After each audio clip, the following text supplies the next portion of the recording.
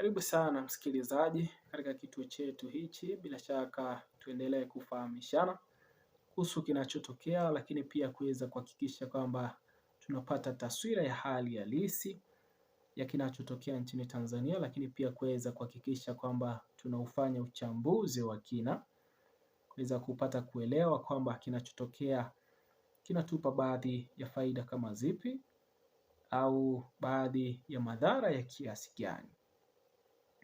Msikilizaji, ripoti ninazozipata ni kwamba hali ya maandamano ya Sabasaba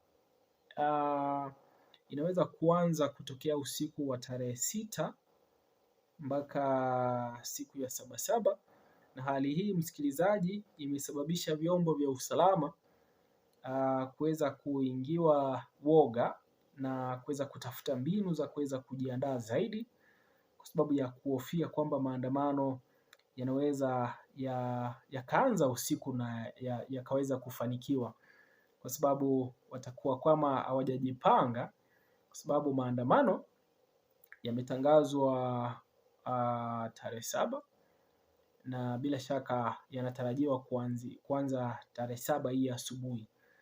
Lakini baadhi ya waandamanaji wamesema kwamba wataanza maandamano haya usiku, ili kwamba polisi watakapokuwa wanakabiliana nao wakuwe tayari washashiriki maandamano yao, na wamehakikisha kwamba wamefanya maandamano ya Sabasaba, kwa sababu leo msikilizaji, upande wa serikali unaendelea kushikilia kwamba maandamano yasiweze kufanyika siku hii ya Sabasaba, lakini watu wanasema kwamba maandamano yafanyike kwa ajili ya kuweza kuwakumbuka ndugu, familia pamoja na rafiki walioweza kupotea ama kuwapoteza siku ya Oktoba 29 na siku chache zilizoweza kufuata.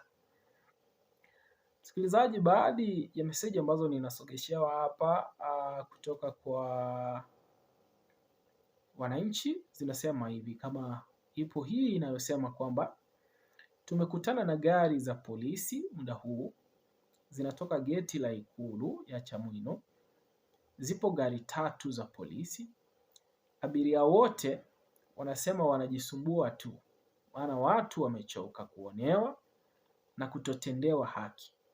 Watu wanataka kuandamana hata kama wakiwa wameitwa kufata maelekezo Ikulu. Yaani hao wanasema kwamba wamepatana na gari za polisi ambazo zinatokea Ikulu ya Chamwino. Zipo hizo gari 3 za polisi, na abiria wote ambao wapo kwenye gari hizo, hata baada ya kwenda kupata posho ama kupata kiongo kwenye Ikulu hii, wanasema kwamba wananchi wamechoka kuonewa na wamechoka kutotendewa haki, na wao wataruhusu maandamano haya yafanyike siku ya Sabasaba. Hata taarifa hii inasoma kwamba tumekutana na gari za polisi muda huu zinatoka geti la Ikulu ya Chamwino. Zipo gari 3 za polisi. Abiria wote wanasema wanajisumbua tu, maana watu wamechoka na kuonewa na kutotendewa haki. Watu wanataka kuandamana hata wakiwa wameitwa kufuata maelekezo Ikulu. Msikilizaji, kwa hiyo kuna watu ambao wameitwa kwa ajili ya kupewa maelekezo kuhusu masuala watakayoweza kushughulika nayo siku hii ya maandamano ya Sabasaba, lakini watu hao wanaonekana kusapoti maandamano ya Sabasaba kwa sababu wanahisi kwamba kumekuwa na hali ya uonevu na kumekuwa na hali ya kutotendewa haki, na kwa sababu hiyo wanahisi kwamba watu waruhusiwe kufanya maandamano. Na wamesema kwamba kinachotokea ni kwamba wameogopa sana ishu ya vijana kuanza maandamano usiku.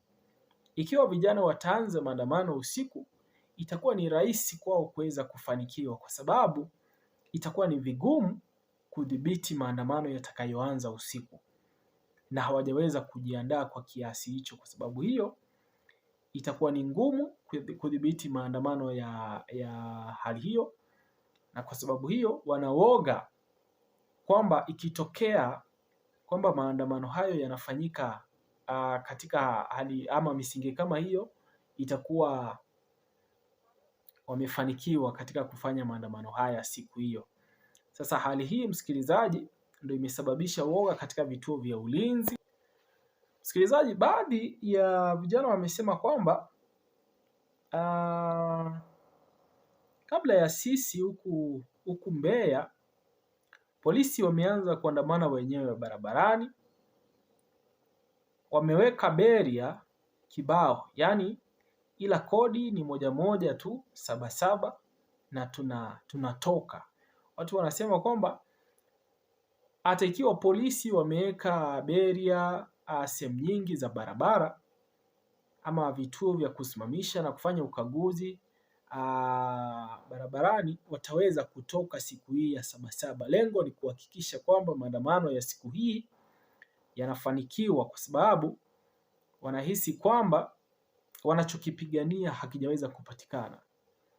Lakini pia walioweza kuumia siku hii ya Oktoba 29 mwaka jana, msikilizaji, katika hali ile ya uchaguzi mkuu, haki haijaweza kuonekana kutendeka. Lakini pia viongozi ambao walijichagua katika uchaguzi ule hawajaonekana kujihusisha na kilichotokea, na hawajaonekana kuomba radhi, hawajaonekana kutaka kufidia familia zilizoweza kupoteza. Na hali hiyo inafanya kwamba ni lazima wananchi waweza kutokea kufanya maandamano haya ya Sabasaba, ili kuweza kuhakikisha kwamba wameshinikizwa kusikiliza kilio cha wananchi. Chia maoni yako msikilizaji kwenye comment section, lakini pia endelea kutufuatilia, endelea kuhakikisha kwamba tunafahamishana kuhusu kinachoendelea kutokea.